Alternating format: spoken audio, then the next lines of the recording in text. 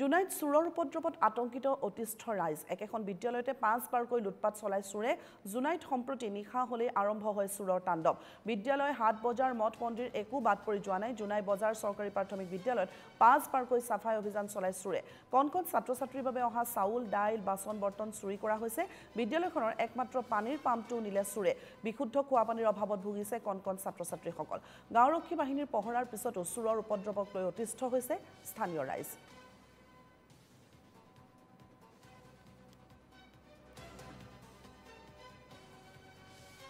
আমাৰ চৰকাৰে দিয়া টিং আছিলে সেই টিংটোত আধা দিছিল চাউলটো সেইটো ফাৰ্ষ্ট টাইমত ল'লে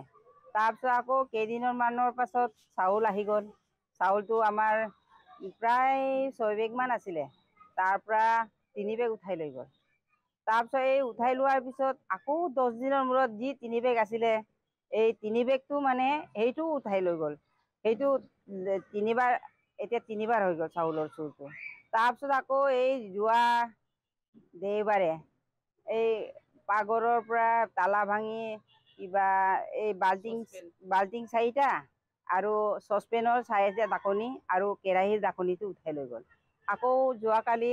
এই তালা ভাঙি অফিচৰ ৰুমৰ পৰা মটৰটো উঠাই লৈ গ'ল